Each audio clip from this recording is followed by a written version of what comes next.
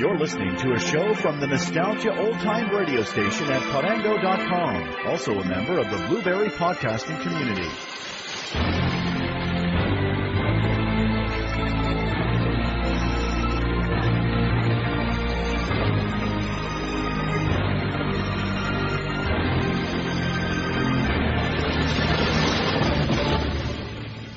Crime does not pay.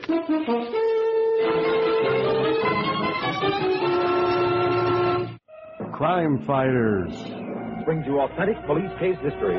Each week, Crime Fighters takes you back to the golden age of radio that was filled with detective and police stories. Stories about licensed and unlicensed private eyes, insurance investigators, police detectives, and amateur sleuths.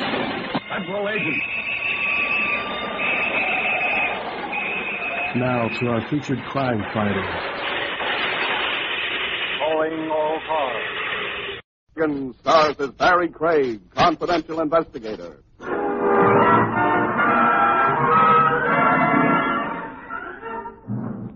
chap who goes from his bed to the parlor isn't always enjoying the comforts of home.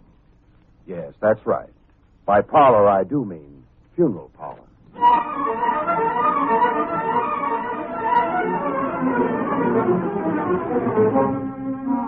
The National Broadcasting Company presents William Gargan in another transcribed drama of mystery and adventure with America's #1 detective, Barrie Craig, confidential investigator.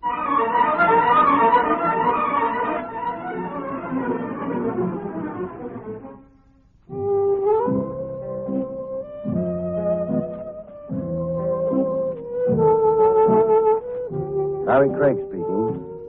Some cases don't show at all in your monthly cash receipt. Your only compensation is the warm feeling you get deep inside. A case that would be, say, in the public good and welfare. The first nudge it gave me was in Dolan's coffee pot. I was having a steak burger, free on Dolan. Dolan was paying off a World Series bet. His team had lost. The nudge came from a girl, 20 maybe, give or take a year, in a cloth coat with a babushka around her head. A scared look to her, like she just dried her tears. Mr. Craig, if you'll excuse me. Oh, I do. Be my guest. No, thanks. Oh, the food's good here. Sanitary kitchen. Well, it's awfully nice of you, but I... Coffee, then. Hey, Dolan. One Java, piping hot. Now, no need looking so scared, miss. People come up to me all the time. Then it's not unusual for me to... Oh, not one bit. The day my private life gets too private, friend, make room on that breadline.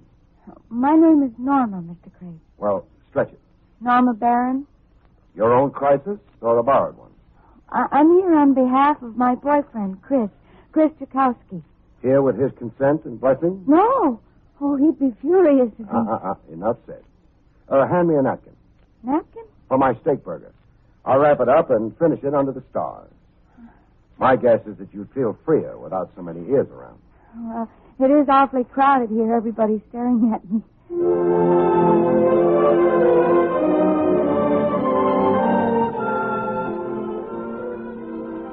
The stars looked down, and the sounds of the river made like tubas in the Philharmonic Orchestra.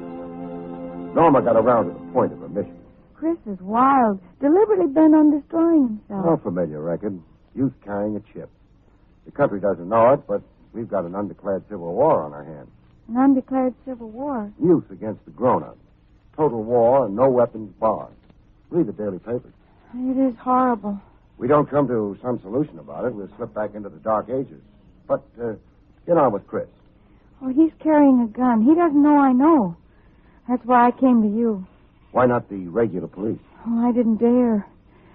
Gee, I don't want Chris in trouble. I wanted him understood and helped. How close are you to Chris?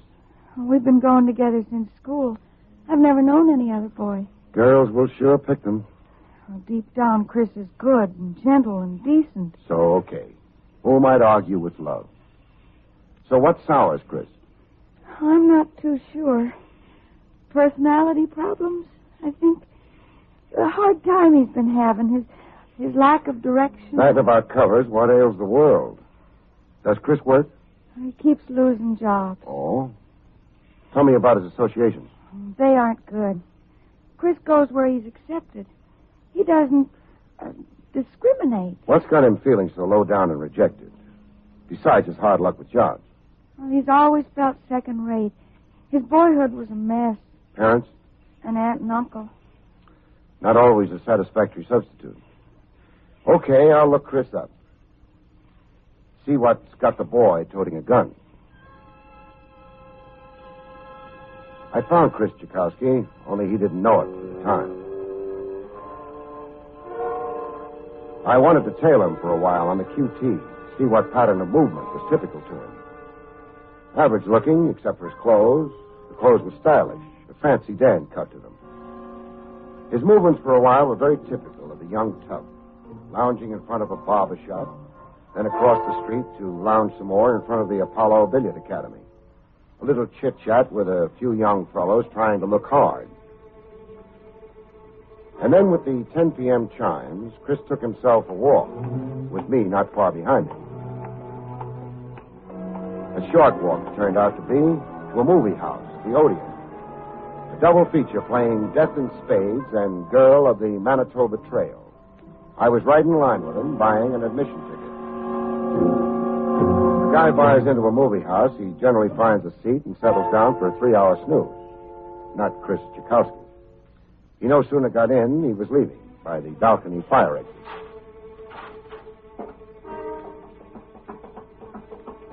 Follow a guy down an iron staircase, you can't always be the quiet man who isn't there. The staircase underfoot sets up a whine, loud enough for Chris to hear. I saw him waiting for me in the alley, looking very suspicious and hostile. Hold on a minute there, mister. Holding on. Yes? 2 of us on the staircase. How come?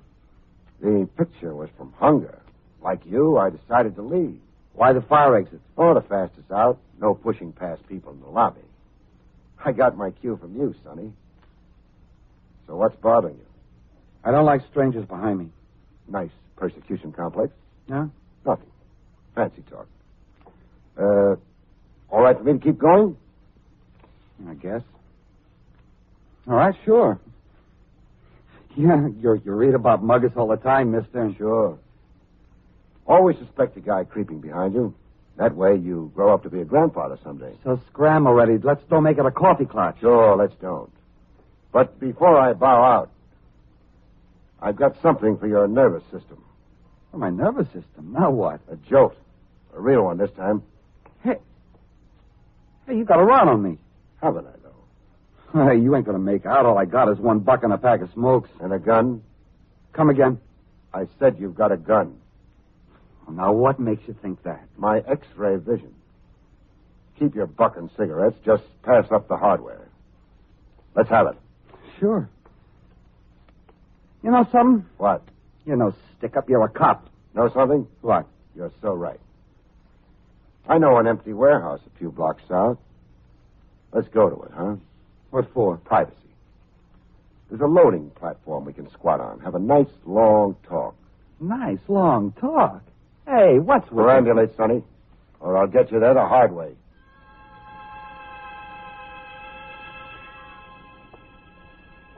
The only company we had around the warehouse loading platform was a family of cats.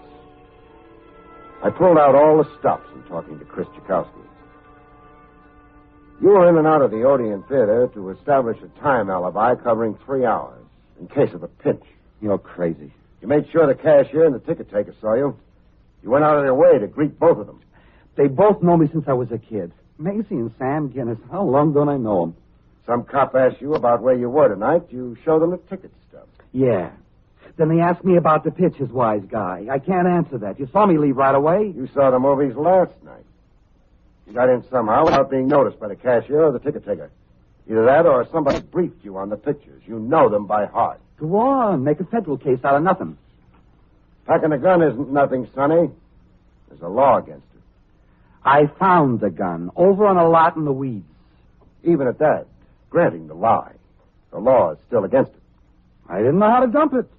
There's the police station house. For the cops to push me around? Oh, wouldn't I be nuts? There's a sewer on every block. The sewer, yeah. Yeah, I should have thrown it down the sewer. You should have. Only thing, you had a robbery all set up. And the gun figured in it. Say what you like. Go ahead. You got nothing on me. The gun? Okay, the gun. So pull me in. You could come clean with me. Hey, you could take a... Wash your tongue. So you're sticking to the cartoon, huh?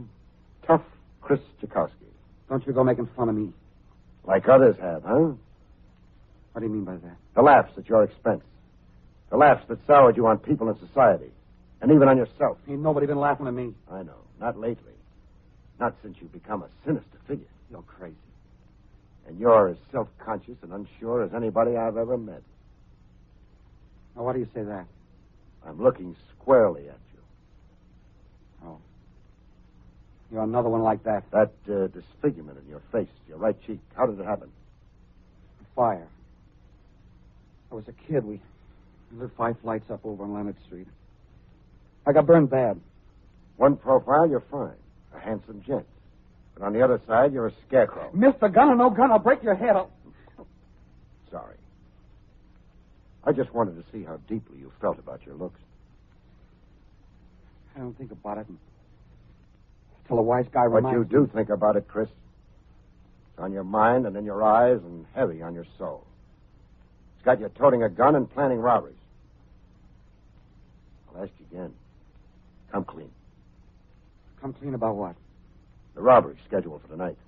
Where? Who? And the fellas in it with you. Their names. I got nothing to tell you, nothing. The code, huh? The phony code of honor. Don't squeal. Don't even let out a peep in the electric chair. Where do you live? That's for you to find out. I don't think I'll try. Good night. Good night. You let me go? For now. Oh. You're going to keep hounding me. Yeah. From here in, I'm the angel over your shoulder. You'll never walk alone. You think. I'll get even with you. You watch. You dirty no good puppy. You just watch. I didn't bother answering that. I let the family of cats do it for me. In the morning, I had eggs and coffee.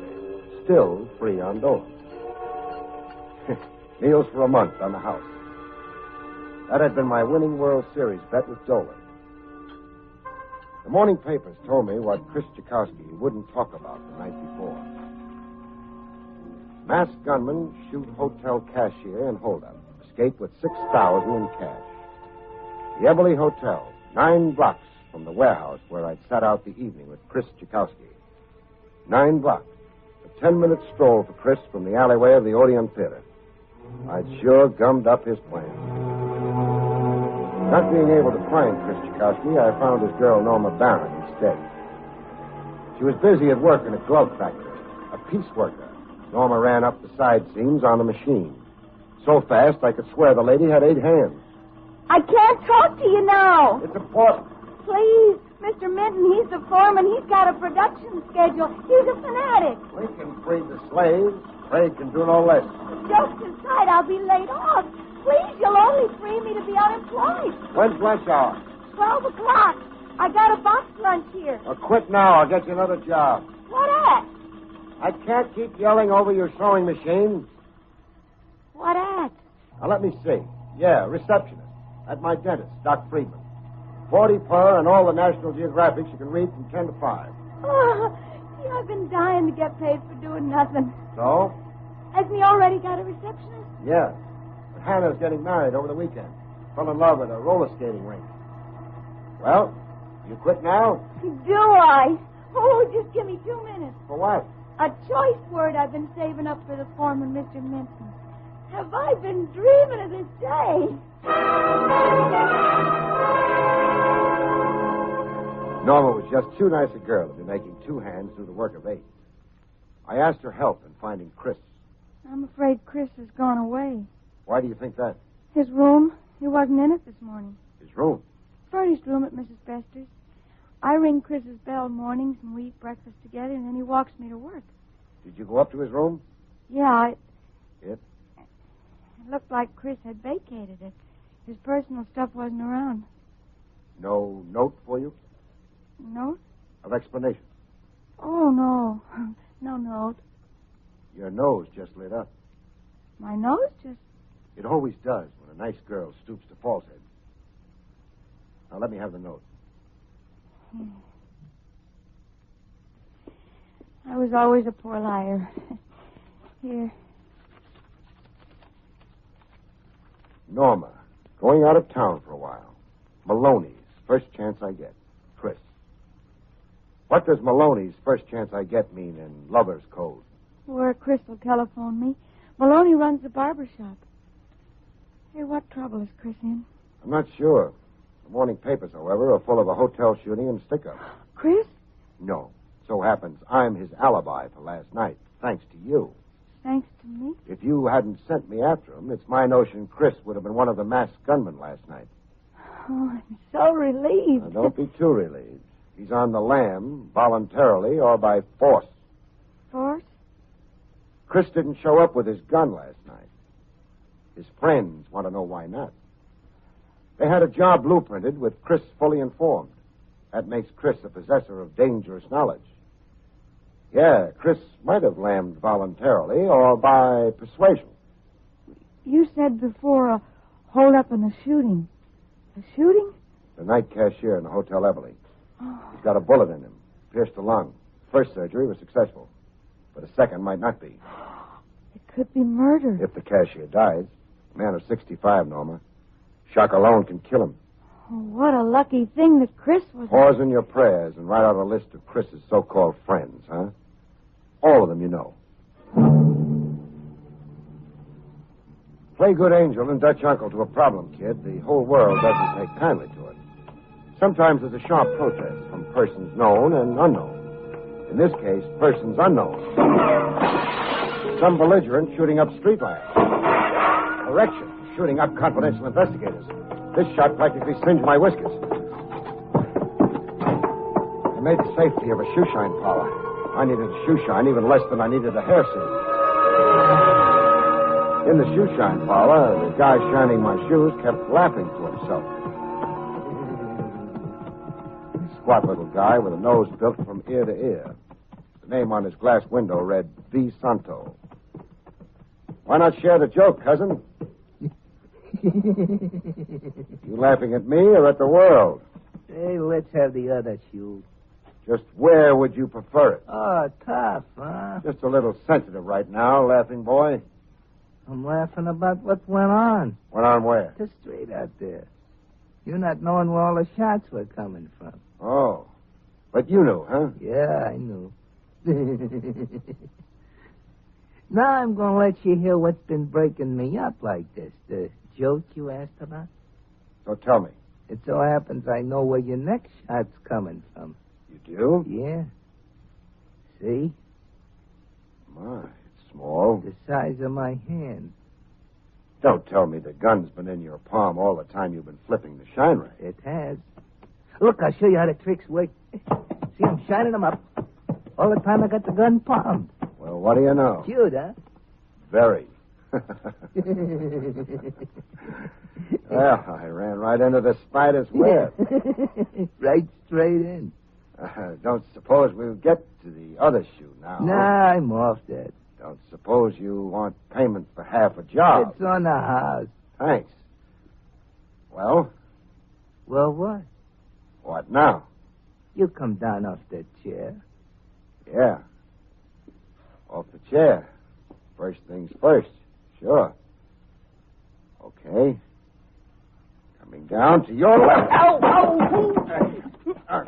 You dropped something, cousin. Oh, my hand. Hey, very foolish reaching to get your gun. I said very foolish. I only fire one warning shot. That's all that's required of any cop. You're not too bright, cousin. Ordering me down off a high perch, you should have backed out of range of my feet. Oh, my thumb's busted. Nothing fatal. A busted thumb, how do I make a living? Which raises the question, just how do you make a living? I'll answer that for you. You do odd jobs from Maloney to Barber. Maloney to Bob? Who's he? I like my guess. From that surprised look on your face, I like my guess very much. Mess with Maloney. You're a dope. Maloney's the dope. A rifle isn't standard tonsorial equipment for a hair singe. Park your shine rag, Junior, and grab your hat. You locking me up? I'm turning you over to a chap named Trav Rogers, Lieutenant Trav Rogers. He's locking you up. What charge? Concealed weapons for a starter. Let's go. Hey, that's the yard out there. I know. The temperature in the street's too sizzling for comfort. What with Maloney doing his barbering with a rifle, we'll catch ourselves a nice breeze, going out the yard and over a few fences. Lead us in our journey, Santo. Neighborhood hoods organized into a stick-up gang, like a respectable cover. Be able to point to, quote, legitimate gainful employment, unquote, when the heat is on. I let Maloney the barber trim my hair. There you are, friend. All cut. Hold the mirror to the back of my head, huh? Yeah, sure. Nice, huh? The line zigs up and zags down. Style to it. I always give style. And the sideburns, cockeyed. One's over my ear and one's under. You got a lot of complaints. My head of hair. Next time, take it someplace else, huh? What barber college did you study in, chum? That's my business. Bet I can guess. Sing Sing. I take so much needling, and then... I beg your pardon. What did you do that for? Oh, it's an accident. I was getting off the chair. I didn't see your big fat stomach in the way. I gotta sit. You knocked the wind out of me. Yeah, let me help you sit.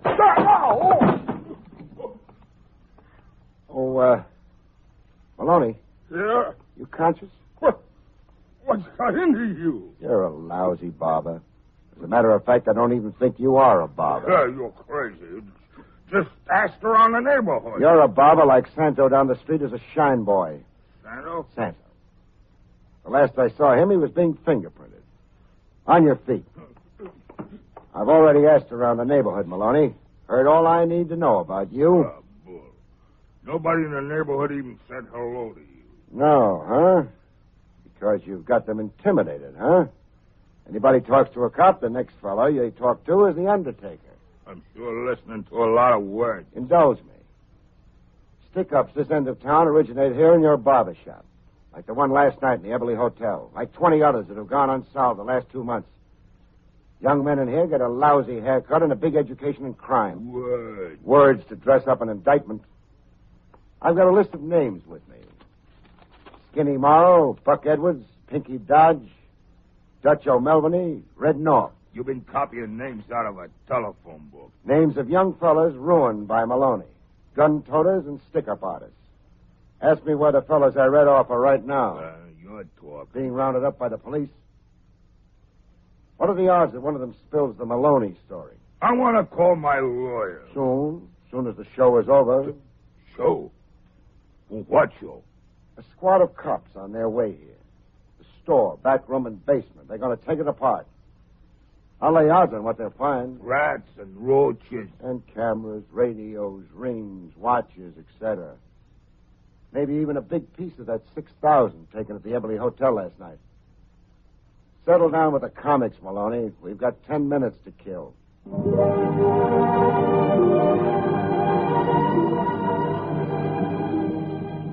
I bagged a lot of wild game.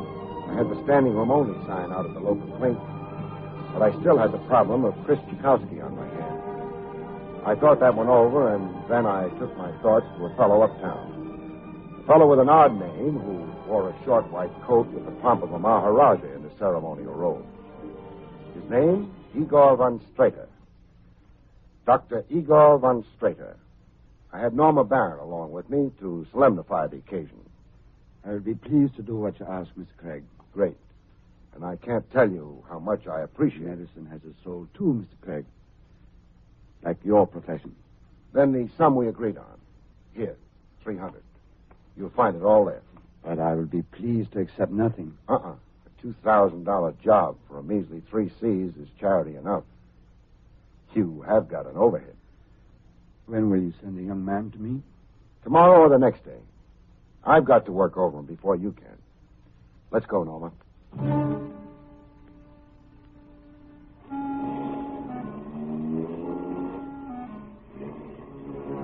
Driving away, Norma could no longer contain herself. A plastic surgeon. Best man in New York. You heard his usual fee. Yeah, $2,000. The only permanent cure I know for your guy. Fix that cheek of his and you fix his morals. His inferiority feelings began when the fire mutilated his face. Yeah. In my heart, I've always known that about Chris, but... But?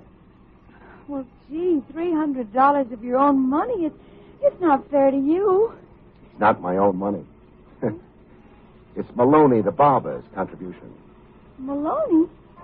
I don't know. I scooped up the contents of his cash register before the police raid began. I found $298 net. I added $2 of my own. Maloney's dough, so what? For the fellows he's ruined, I say let Maloney's money do one fellow some good. Call it poetic justice. Oh, gee. I don't know what to say. Say this. When Chris Tchaikovsky finally rings you on that telephone. Come home, Chris. Come back to the old block. Use every feminine persuasion you know. You make it sound extra important. It sure is. I'm putting on a show for Chris, sister. A show with fireworks he'll never forget. He's got to do some suffering before the magic rainbow appears. For the good of his immortal soul. When I'm done with Chris, he'll be very happy to live. Happily ever after. The phone call to Norma came through, and soon enough. I watched Chris Tchaikovsky take a quiet evening stroll down the old block on his way to meet Norma. I let him cross from Santos' Shine Parlor to Maloney's barber shop before I opened fire. When he fell face down in the gutter, I gave him a couple of extra shots. I watched him roll over, pace upward to the sky, then go rigid as the angel of death tapped him on the brow. A hysteria reaction. All pure shock. Chris's death was grossly exaggerated. After all, how could he be dead when I'd been using blank bullets? Soon I listened to Chris Tchaikovsky talk to himself. Miracle I wasn't killed. Maloney had a rig for me to be killed. Miracle the bullets passed all around me. Still feel you owe loyalty to rats? I learned my lesson. I learned it. Ready to get it all off your chest now? Yeah, sure. Anything I know to tell. You'll feel better for it. The underworld code is for suckers, son. The rat you're protecting is generally aiming a knife at your back. Yeah, a gun, you mean? Yeah, I know that now. And how I know that. While Chris Tchaikovsky was getting it all down on police record, I had a few private words with Norma. You faked the attempt on Chris's life. Yeah. Show a man the face of death and he develops a love of life. The good, clean life. Sorry the shock therapy had to be so, well, melodramatic. Oh, I fainted dead away when I heard the shots. When Chris gets through with his statement, ride him uptown to Dr. Van Strater for that operation. Yes, I will. At once. And, Norma. Yes, Mr. Craig? My trick with Chris. Is it, our secret? Oh, yes, Mr. Craig. I promise you it will always be our secret. And thanks. Thanks so much for everything.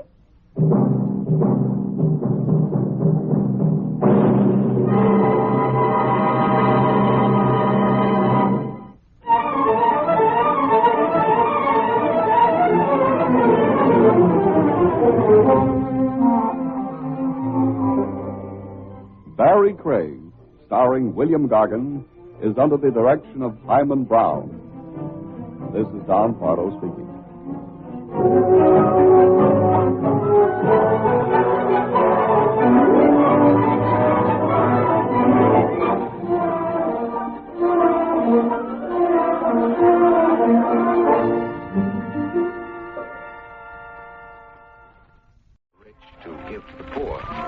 Like a certain bank embezzler, I had the misfortune to be handed as an assignment one day. A small bank in a town with an under 20,000 population.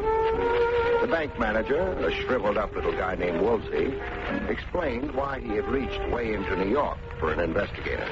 Well, my hope is that you can prevent a terrible scandal, Mr. Craig. By catching this absconding teller. Yes, Kirk Dennis.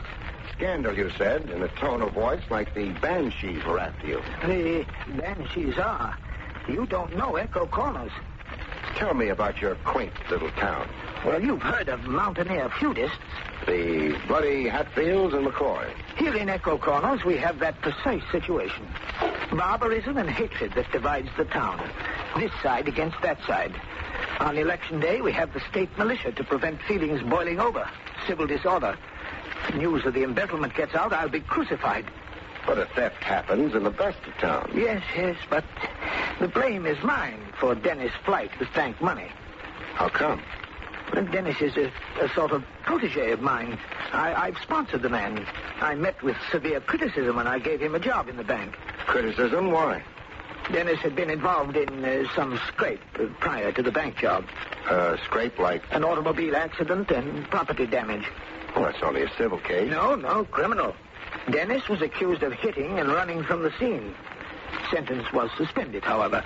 One half of the town had a gimmick for reading Dennis out of organized society. Yes, and then I foolishly hired him in the face of such criticism. Find him, Mr. Craig, and recover the money before our next regular audit period. Well, if I do, what will you do? Well, I'm not sure. I think merely restore the money to our safe, wash my hands of the affair. You're thinking unlawfully. I'm confused and frankly terrified. My life is in this bank. I came to it as a youth. And then my sensitive status in Echo Corners, I'm a town committeeman. And too, my family, my boy in college. Okay, let's just say you're right now confused. If I catch Dennis and recover the loot, you can then take a calmer view of your plans, your responsibilities. Yes, you're an understanding man, Mr. Craig. Well, give me the facts on Dennis. His background, cronies, family here in Echo Corners, if any. How much was stolen, his habits, stuff I can work with.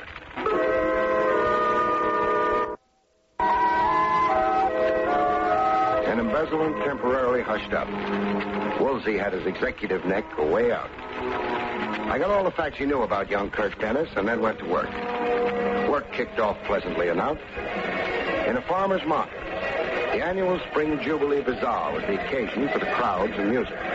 The booth I was especially interested in had a spinning wheel with numbers on it. You placed your dime bet, and the chances on the big wheel were 39-1 that you couldn't possibly. All right, folks, place your bets. A selection of $5 in merchandise awaits the lucky winner. Look the shelves over and pick your prizes. Place your bets. The doll hustling bets was Jenny Smith.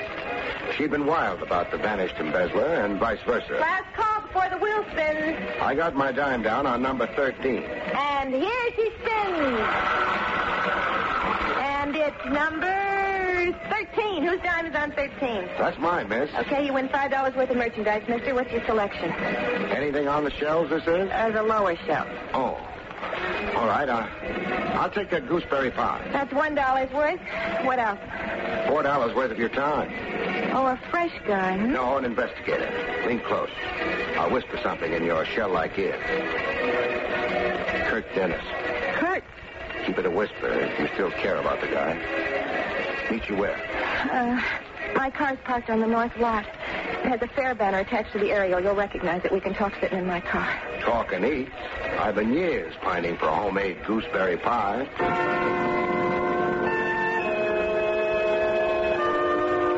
When the pie was devoured, we talked. What's this about? 10 to 20 years. 10 to 20 years? The time friend Kirk will spend in a clink for absconding with bank money. Kirk? You sound like you put embezzlement past him. Oh, it's just impossible to believe that Kirk would do anything criminal. The jails are full of the nicest people. Look, if what you say about Kirk is true, why haven't I heard about it? Confidentially, it's not yet been broadcast. It's top secret. Kirk can help himself. Reappear with the money, mitigate his crime. Are you trying to contact Kirk through me? If you know where he is. Well, I don't. Well, you two kept company. We dated. Does that make me an accomplice? Of course not.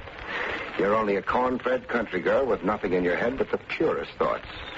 You never pined for big city lights, spangled evening gowns, mink, and all that sinful stuff. It never enters your head. Hardly ever.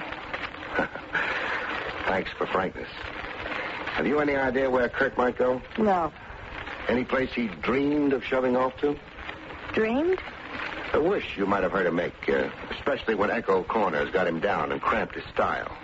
You know, idle talk, the fantasies people go in for. Oh, sure. Madagascar, Hong Kong, the South Pole. Kirk always talks like a frustrated adventurer. He only read travel books and railroad timetables. Are you really going to all those places in search of Kirk? Detectives sometimes make tracks, but I'll try it right here in Echo Corners before renewing my visa. Now, if Kirk Dennis gets in touch with you, will you contact me at once? For Kirk's sake, Jenny. Where are you staying? The Blue Moon Inn. I still find it incredible that Kirk stole bank money. Local boy makes good. The next fellow in my checklist found me before I found him. On South Main Street as I was strolling by. He came tearing out of a barber shop with lather still caked on one cheek. Hold on there, stranger. You're just the man I want to see. My hunch is you're just the man I want to see. You answer the description given to me. The description? Flap ears, a bald dome, and a big mouth. C. Sampson Kovacs is the name. Then you're it. And you're some added painted shoe-fly cop flown in from the east, I'm privately informed. Keep bellowing, you'll blow a gasket. Do we continue this interview right smack on Main Street? Come back over to the firehouse and walk in front of me. I never turn my back to a stranger. I learned that reading about the Texas Rangers. Back at the firehouse, Kovacs raced his tongue in high speed. I'm privately informed a certain whelp whose name is better unmentioned. Kirk Dennis. Wash your mouth. That this thieving scoundrel took to his heels with a certain parcel of money. $80,000. You keep interrupting. You talk all around the landscape. Some brass tacks, huh? Who keeps you informed? Kovacs is not without friends. And not without suckers. Is that a merely reference to the venerable trade I pursue? Money lending and bet-taking isn't a trade, Squire Kovacs. It's a racket. What is a harness race without a wager? How about the money lending? And at a rate of interest that begins at 20%, I'm reliably told. You've been listening to my yellow-livered detractors. How much did Kirk Dennis owe you? I held his paper for, $5,000. Plus 20%? That makes the debt $6,000. It is an infamous lie. What is? That I put Dennis up to violating his trust as a bank teller. That Dennis stole money at my behest. Now, who said that? There have been whisperings. When did you last see Kirk Dennis? Not for a moon. If he skipped to Echo Corners in the county, you're stuck with $6,000 worth of uncollectible paper. How about that? A man dishonors his debt to me. I'd follow him to the ends of the earth. Then start traveling after Dennis. No such emergency. Dennis has performed with commendable regard for me. Meaning? An envelope left under my door. 2 nights ago, was it? Yes. The night of the Mad Hatter's ball. In the envelope is debt paid in full. Dennis left an envelope containing $6,000 under your door. He did? Stolen bank money. I dispute and deny that. You'll have to give it back. Not without a legal struggle.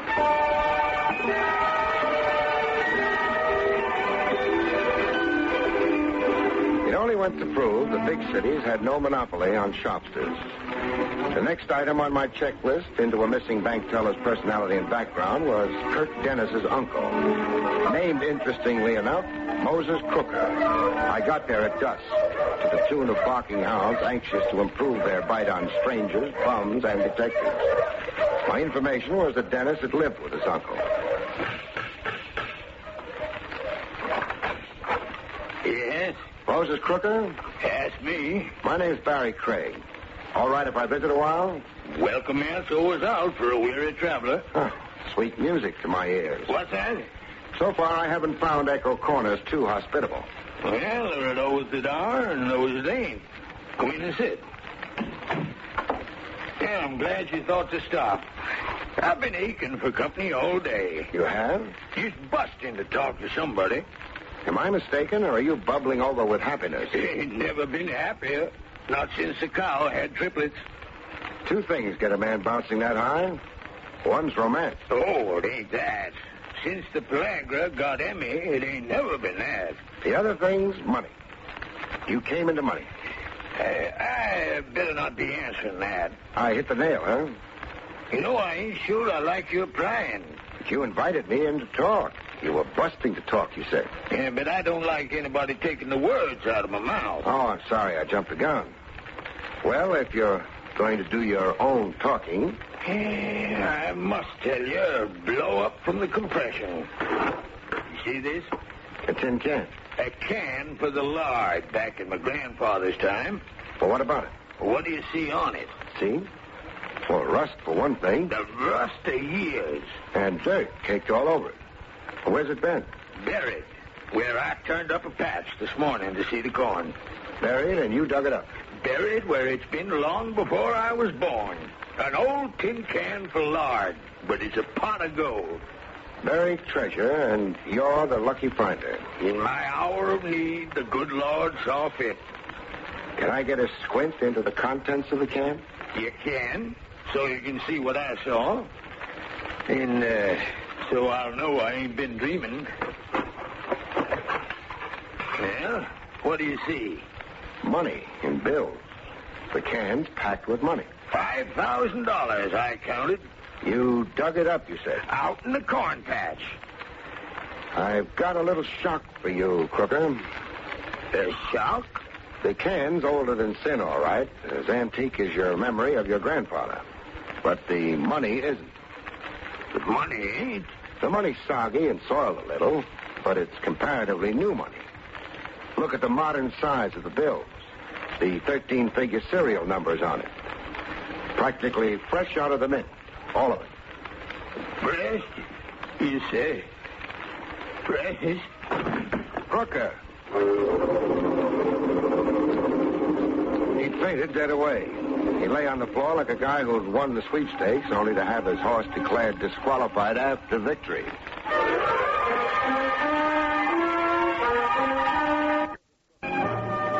When old Moses Crooker came out of his faint, he tried to make an argument of it. My grandfather lived right here on this same farm. A miser, people said him to be. Rich and miserly. And when he died, he left only a few pennies in this house. Now, he had his fortune somewhere. But you haven't found it. Face up to it, Crooker. Banknotes like these in the can just weren't in circulation in Grandfather's time. Well, then it's a mystifying thing. Not so mystifying. Somebody buried new money in an old can on your property. But now, does that make sense to you? Buried it here possibly for you to find. Tell me, how deep did you have to dig? Oh, maybe 18 inches. Shallow. In ground you probably turned over every spring, huh? Yeah, to seed the corn. Then you were meant to find the 5,000. Somebody who knew planting and farming procedure around here buried that can. Oh, did I mention coming in that I was a detective? No, he didn't say. A detective looking for a bank teller who took off with $80,000 in cash.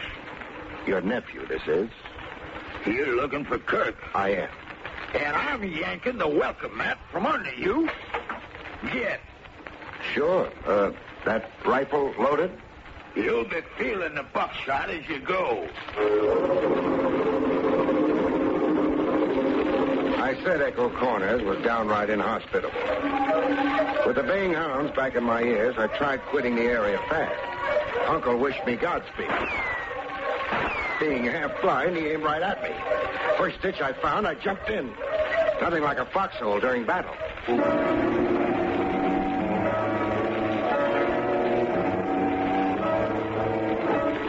I made a progress report to my bank manager client, Woolsey, on his insistence. Well, the news can't keep much longer. The sheriff's been around talking snide. Why not let the news out and stand up to it? I'm afraid. I'll be blackened and shamed. I'll lose the bank. You mean your job in the bank? I'll be voted out. Well, some of the loot's been distributed. 6,000 to Kovacs to buy up Dennis's IOUs. 5,000 left for Uncle Crooker to feather his old age. To lift the mortgage, my bank holds a $5,000 mortgage on the Crooker place. Oh, a touch of Robin Hood in your missing teller. Pay the bank back with its own money? Well, that's double thievery. And the cream of the jest. Have you any news of Dennis? Something new maybe picked up on the Echo Corners grapevine? Well, it's said he was seen camping in Whitehead Park last night, boiling a kettle over a campfire and settling for the night. Who saw him? Clem Hobie. A reliable witness? No, Hobie's the town drunk.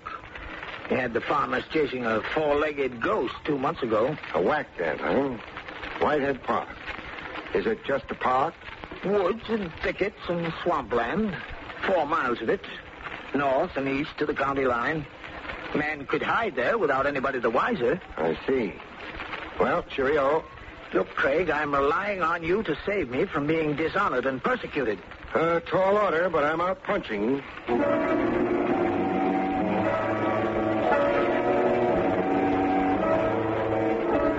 I took to the woods just to familiarize myself with the terrain in case I did have to flush a fugitive out of it. Whitehead Park looked like African bush country.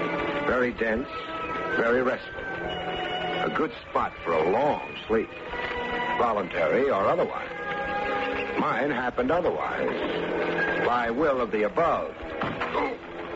A weight dropped from the sky. Face up, flat on the ground, I got a look at the mighty sleep giver. A man up in the trees with another rock in his hand, the size of the one he'd already crowned me with. I couldn't make out the man's face. My eyes weren't that good.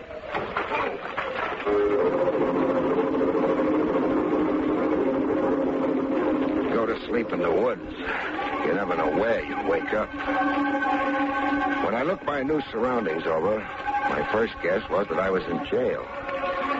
But your eyes play tricks for a while after you've been beamed. So I took a second look. Same conclusion. I was still in jail. Able to talk now, stranger? I'll check. Dabba, dabba, dabba, dabba. Yeah. I can talk fine. You're under arrest. I've noted same. If I read your badge correctly. I'm the sheriff here in Corners. And the charge against me? Vagrancy, suspicion of chicken stealing, sleeping in Whitehead Park where a deputy found you. We don't let bums hang around here long, stranger. So why aren't you leaving town? I insulted you. Add a new charge to the old ones. All right, what's my punishment? I'm riding you to the county line and booting you across it. What if I cross back on that county line? You could walk into a shooting. But if I'm not a vagrant? I say you are. With $400 cash in my wallet? Here, I'll show you. Say. Something wrong? My wallet's been lifted. You're claiming you were robbed? I'm claiming maybe you took it. You're accusing the sheriff of stealing. Let's just say confiscated it. So you could declare me a vagrant and boot me out of Echo Corners. That's funny talk. You know who I am and why I'm here. You're that half of the town that wants the bank manager, Woolsey, out on a limb. In disgrace and bounced out of the bank managership and off the town committee. You don't want me to catch a crook for him. If I admit it? Deny it and I'll call you a liar. Give me my wallet and let me out of here. Woolsey ain't worth your time. Him suppressing the theft and mocking the law in Echo Corners. Woolsey's just a worried man. I'm sheriff here, but Woolsey brought you in from the east. So that's your real gripe, huh? Look, Woolsey had a right to hire a private cop. And with a sample of your tactics I've just had, I don't blame him. I'm advising you to go home. And I'm advising you to go... Well, go find out who beamed me in Whitehead Park this afternoon. My wallet. It's in my desk. I'll give it to you on your way out.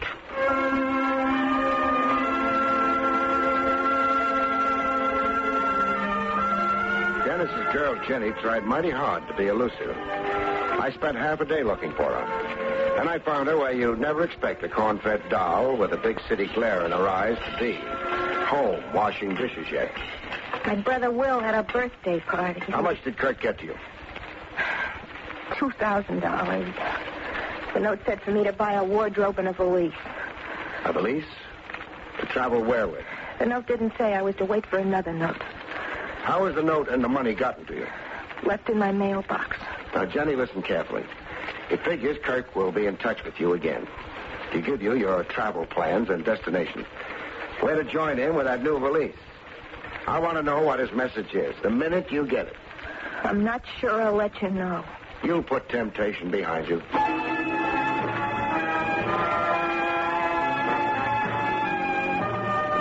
Jenny wrestled the devil and won. She put temptation behind her. She told me so in a phone call to where I was staying, the Blue Moon Hotel. Barrie Craig, a stranger in paradise. Hello. This is Jenny. Dear Jenny. Go jump in the lake. Only in a sweetheart dive. Meet you in a bathing suit. Now, finger Kirk for me. I'll hate myself. There was another note in my mailbox this morning. Instructions on where you were to join him? Yeah. Where? Tomorrow noon in Boston. I'm to be standing outside a hotel, just standing until Kirk comes by in a car. What's the name of the Boston hotel? It's a French name I can't pronounce. Well, try pronouncing it. Chateau Paraquet. Chateau Paraquet. Misplaced hotel. Why isn't it in Paris? It blew over to Boston in a high wind. Bless you, Jenny. You're a bulwark of justice. I'm a dope. No, I'll never get out of Echo Corners. You will. How? Nobody lives forever. Ring off, doll. I've got work to do.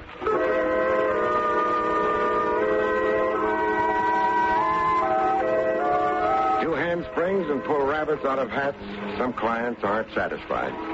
They insist it's a lousy show, as my client did. Why, you let Kirk Dennis escape Echo Corners.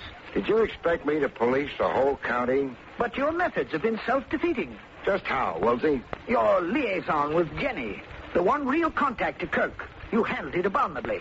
Your beef being? Only Jenny could have led you to Kirk, given enough rope, lulled into a sense of false security. But you were concerned with the girl's morals. You should have kept Jenny under surveillance, but never approached her. Meaning I should have let her go meet Kirk in Boston and then nab the pair of them? Yes, at the point of their rendezvous. Now Dennis will disappear into the world. We'll have no clue at all to his whereabouts. Would you be very surprised if I said I do have a clue to Dennis's whereabouts? You have? If I said I don't think Dennis is in Boston or anywhere but right here in Echo Corners?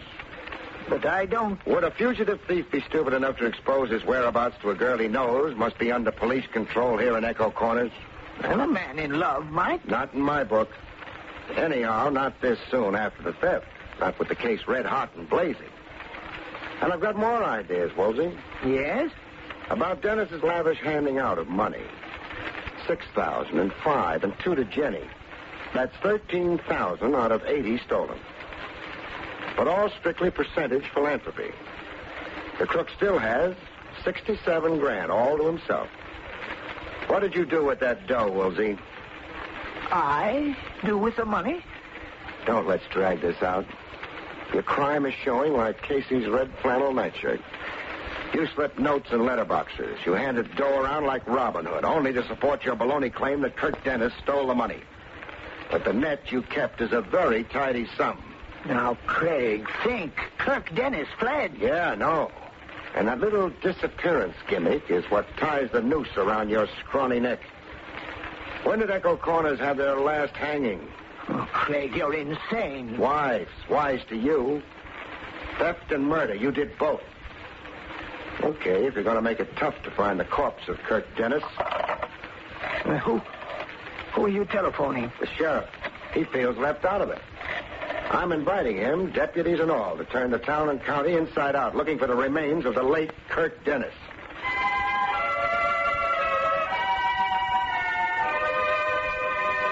The next morning, I was out with the hounds. Friendly hounds this time, in the woods. Dear old Whitehead Park, the whole 4 miles of it. What was I doing? Helping a posse look for a stick. Jenny was along, blubbering. Poor Kirk. I said Echo Corners holds nobody forever. Craig, I want to apologize for... So get down on your knees, Sheriff. In the mud? When the dogs stopped barking, I figured they'd come across Kirk Dennis. They had. He was in a shallow ditch, not 4 feet from where I'd conked out the day before. I'd been sleeping side by side with the dead and hadn't known it. The things a confidential cop does for a measly living.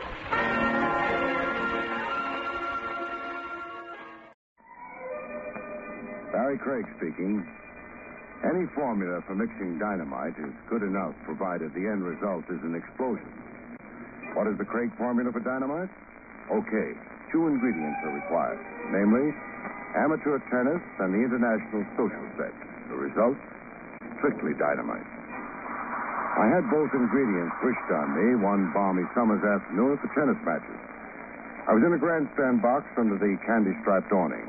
Ah, life as she has lived. A tall iced drink in my hand and my hostess at my elbow. Said doll, an aging blonde, was Hilda Hobson, Former screen star, very rich, very eccentric, and queen of the International Cafe Society. Craig, wonderful. The tennis match in progress was the tournament championship final. Kurt Kenny versus Bobby Blaine. Both lads as big in tennis as Rocky Marciano in boxing. The player, Kurt Kenny, was, oddly enough, husband to Hilda Hobson. I said oddly enough because the boy was 25, about half the age of his bride and my client. What was I doing in a twosome with Hilda Hobson? Watching her jewels.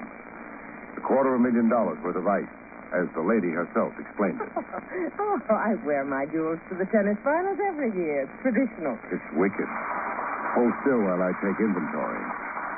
And by the by, who's winning out there? Bobby Blaine's leading in the fifth set. Kenny and Blaine won 2 sets apiece so far. This one's the rubber match. Yes, Kurt's behind 4-love. 4-love meaning 4-0, fifth set. Looks like your hubby's chances for the championship is down the drain. It does look hopeless for Kurt. Oh, well. Oh, played. Wonderful. Oh, wonderful. What was played? You're not watching the match. I can't and also watch your jewels. Oh, and ace. Bobby Blaine just scored a beautiful service ace. You sound like you're rooting Blaine in instead of Kurt Kenny. Blaine is such a beautiful player. Well, so is your husband. Kurt? Kurt is past his peak. Oh? What goes now? They call time. Mr. Craig, will you please follow the game and stop asking me questions? I'm beginning to feel, heckled.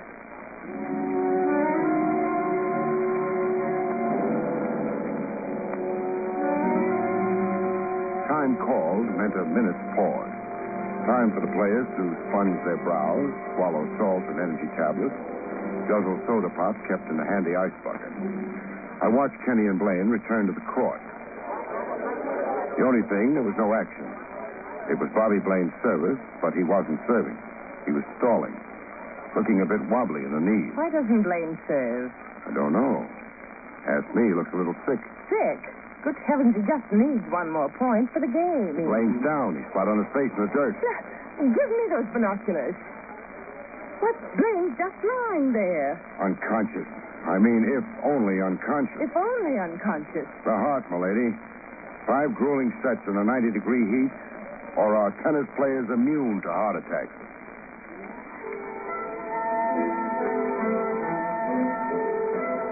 In the emergency room, a quick complex of first aid and restoratives did nothing for the horizontal tennis player. A full-fledged doctor hadn't arrived yet. The tournament public relations man was doing emergency medical honors. A fidgety chap named Benton, Harry Benton. Say, if I could get closer to the patient a minute. Why, sure, go ahead. Please stop crowding around, folks. Please, this isn't an exhibit. Well, mister? Cancel the doctor call and call the morgue wagon. Blaine is very dead. Blaine's heart, was it? That was my guess right off. But I don't think so any longer. You don't think so? The rigidity of the face and the neck muscles. Pretty horribly contorted. Blaine died in agony. What are you sniffing at? A powdery residue around his lips. Oh, that's salt tablet. Salt is odorless. You find it smell? Enough to bowl me over. But not quite like it bowled Brother Blaine over. Blaine was poisoned, a quick poison to which he reacted almost immediately. $10 says the medical examiner will spell out the text of my diagnosis. Murder.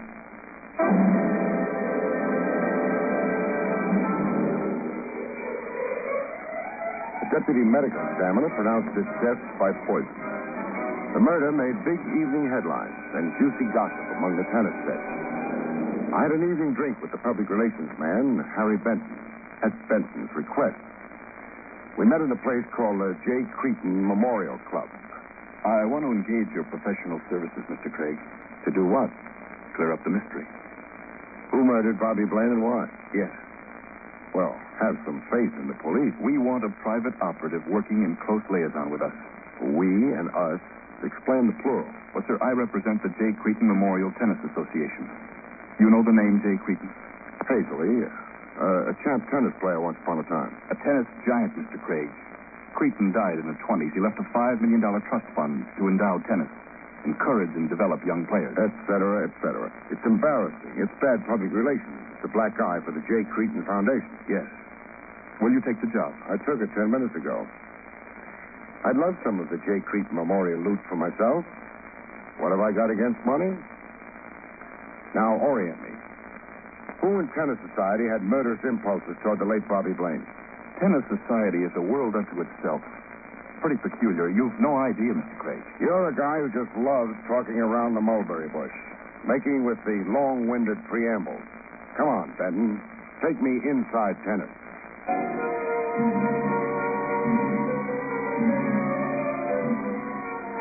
I kicked off my investigation with Kurt Kenny. Kenny had a case of nerves. Look, I'm in no mood for any interrogation. Nobody ever is. Some other time, huh? Murder can't wait. Oh, yeah, and that murder theory. Ask me as to malarkey. You cops always trying to make a dull job look sensational. Diagnosis, murder. Medical examiner verified it. Poison. Nobody pried Blaine's jaws open and fed him the poison. No, but somebody left a pill handy to Blaine's reach between games. A pill Blaine would confuse with the standard energy or salt tablets. Oh. Is that the autopsy report? I'm betting it will be. Well, now, why would anyone poison Blaine? Why would anybody poison Blaine on a tennis court? And at the exact time it happened. Is that an oblique dig at me? You're the only beneficiary to Blaine's death I know. Yet. How am I a beneficiary? The incident saved you from defeat. I think you wanted to win today with every fiber in you. And for more reasons than just the title. What other reasons would I... To stay on top. Be tops with Hilda Hobson. Keep the relationship superheated.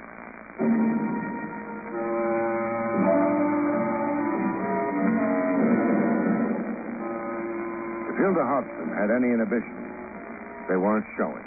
You deserted me there in the stadium. I'm sorry. A corpse generally has priorities.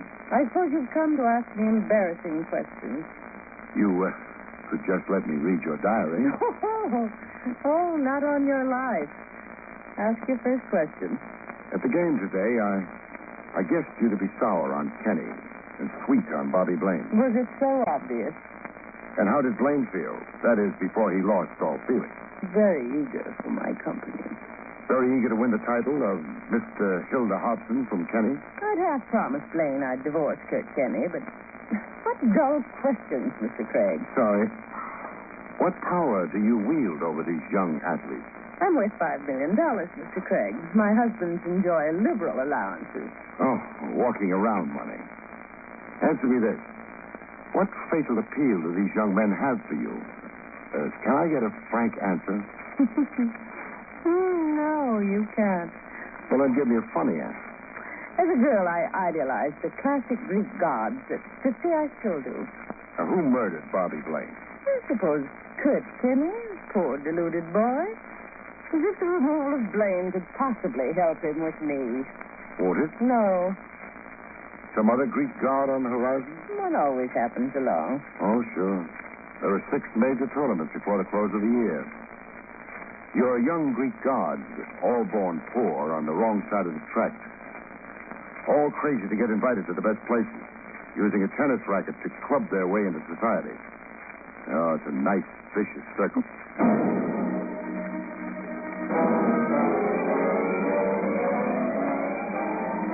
Leaving Hilda Hobson's, I didn't quit the grounds of the estate. Not yet. I headed for the garage. The Hobson chauffeur had an apartment over the garage. A chap named Pepe Zaretti. He'd figured in the purple gossip the public relations man Harry Benton had passed along to me. Like his boss lady, Pepe was but totally uninhibited. Was I once the husband of Hilda? Yes. I had that unforgettable pleasure. You were a South American tennis title holder once. I was the best tennis player in the world once. Until Hilda married you and put you on an allowance. Yes, I have no regrets. It was a charming interlude, our marriage. Guinea hen, champagne, skin diving in Bimini. Whose idea was it for you to stay on as chauffeur after the divorce? We arrived at the idea, how you say it. Yes, simultaneously. She does not love Pepe anymore, but she does not hate me.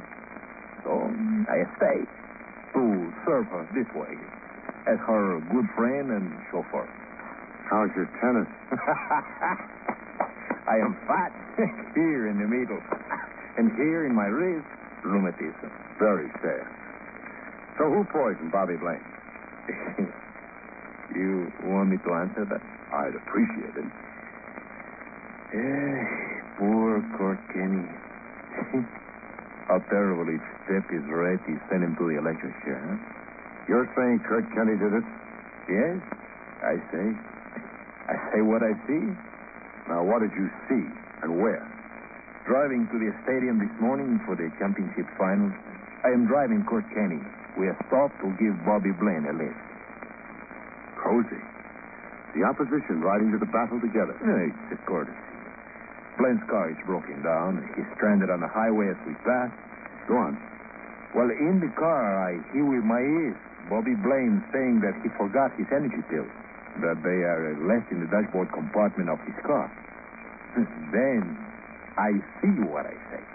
Don't scramble it. Say it. Kenny gives Bobby Blaine a few energy pills of his. I see this in my rearview mirror. You're really putting the finger on Kenny. To think that I should be the one. Now tell me, who succeeded you as Hilda's husband? I mean, direct succession. Kurt Kenny. Hilda saw him win a tournament in Milan. And that night, he locked me out of the house. Finished. We were through.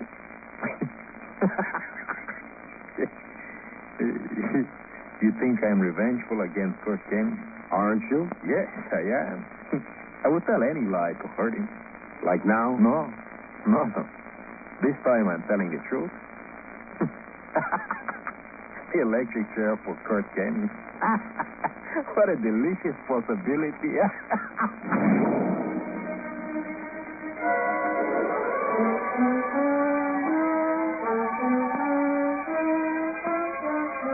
From June 23rd, 1955, you're listening to Barrie Craig, Confidential Investigator. I found Blaine's buggy in his Hilux garage, where it had been towed for repairs. I had to force the lock of the dashboard compartment. There was at least some truth to Pepe Zaretti's testimony. Found a small cardboard box. The box contained square white tablets, energy pills, presumably. It now looks like the late Bobby Blaine could have borrowed a few pills from Kenny. A few pills with one of them doctored with a deadly poison. That is, unless somebody hadn't planted the ones I just found to incriminate Kenny. Somebody like Pepe Zaretti. A nice trick, very easy to work. My client, the public relations man, Harry Benton, perspired freely over my temporary report. If you prove Kurt Kenny guilty of the murder, what a blow to tennis. What a blow to the J. Cretan Memorial Association, you mean? Yes. The association originally discovered and sponsored both Kenny and Blaine. Both were identified with the association as protégés. The fund maintained and paid their college bills, developed them as players. Until Hilda Hobson took over the burden. Well, you can't blame the fund. Maybe not. But boys born to working-class families lose their sense of balance in a susceptible atmosphere. Too many of the expensive set making a fuss over them. I mean, if the boy's a winner. And only for so long as he continues to be a winner. Ask me. Big tennis could use a little more soul. However... That's neither here nor there. Mr. Craig, the problem now is how to restrain the press. Restrain the press from what? From sensationalizing Kurt Kenny's arrest. I've got to get them to play it down in the interest of tennis. You're being a little previous, Benton. Kenny hasn't been arrested. Nor is it sure he will be. I'm not fully convinced of his guilt. Yes, but I am. Only as a result of my report? Your report and something I discovered last night. What? Kurt Kenny had money bet in his finals match with Blaine. Quite a sum of money. $5,000.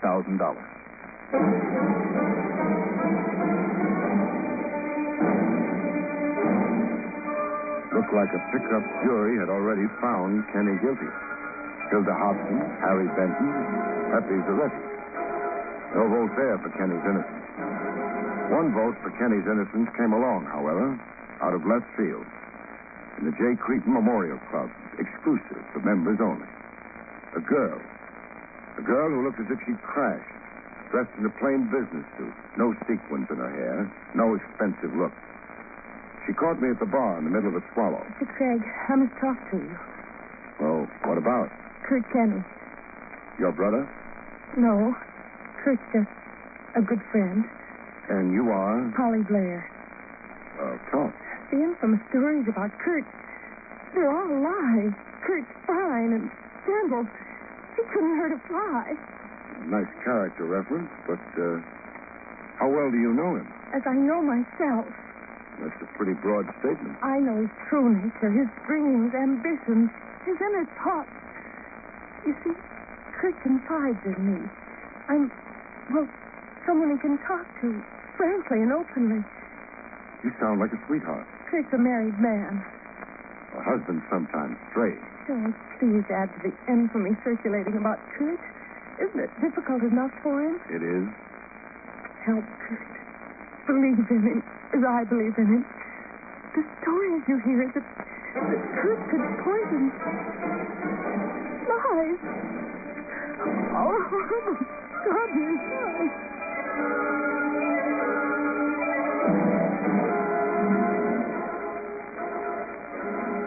Time, I figured, for a follow-up examination of Kurt Kenny. To get Kenny, I had to sit through a tennis match.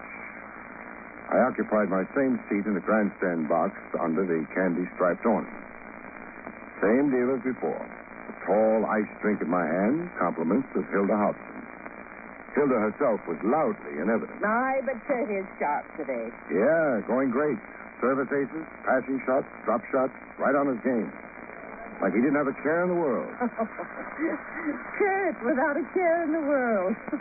You know better, huh? Oh, I live with the man. Been drinking like a fish. Up all night with insomnia. Why, he hasn't had a bite of food for days. Playing on sheer nerves. Oh, it's tough.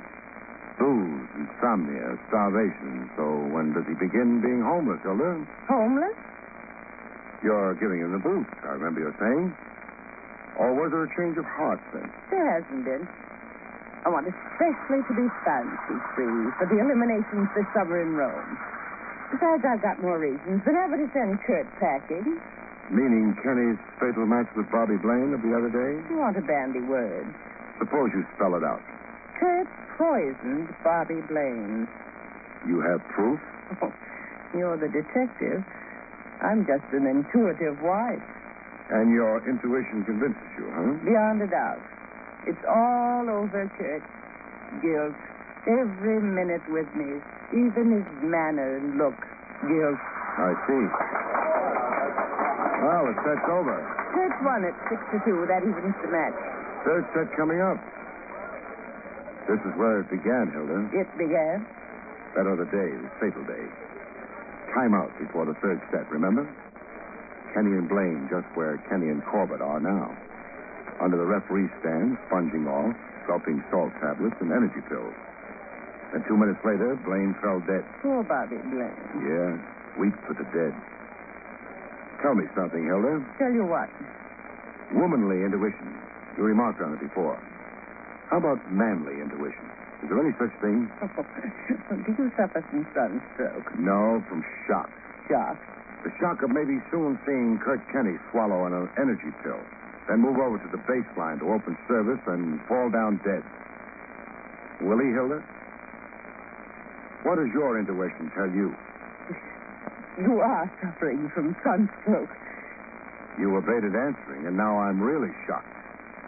Excuse my rush, lady. I've got to get out on the field and save a life.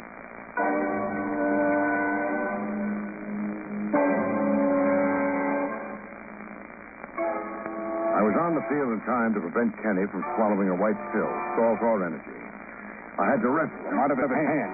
Now, come on, give him up, Sonny. Have you gone insane? Maybe I have. A cop goes intuitive. He could be shaping up for a psychiatric ward. But intuitive? Well, what's your idea about these pills? I see you're getting kind of intuitive yourself. I want these pills sent to the police chemical lab for testing. If they're okay, call me impulsive. If they contain poison, call Hilda Hobson, Madam Bluebeard.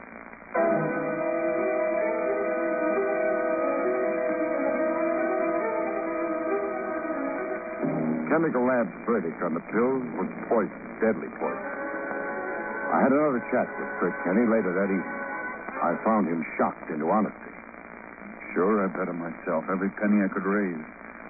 I was so sure I could beat Bobby Blaine. You see, I needed money.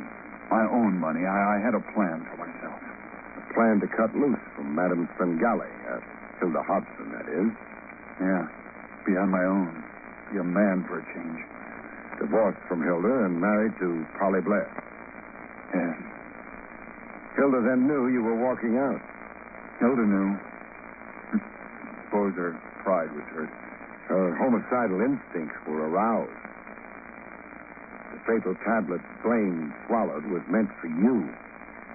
You'd innocently passed it on to Blaine that morning you gave him an automobile lift. The morning Blaine had left his tablets in a stranded car. Poor Blaine. You were supposed to duplicate Blaine's death fall today. Swallow a doctored tablet Hilda had sneaked into your pillbox.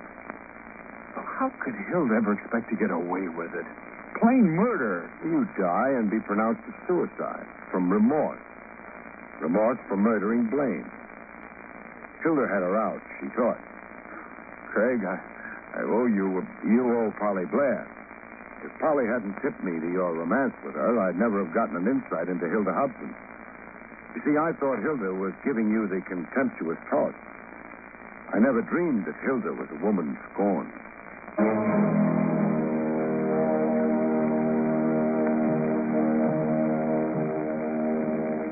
I had a few parting words with Hilda Hobson in police headquarters, watching her get mugged and fingerprinted. Kurt was leaving me.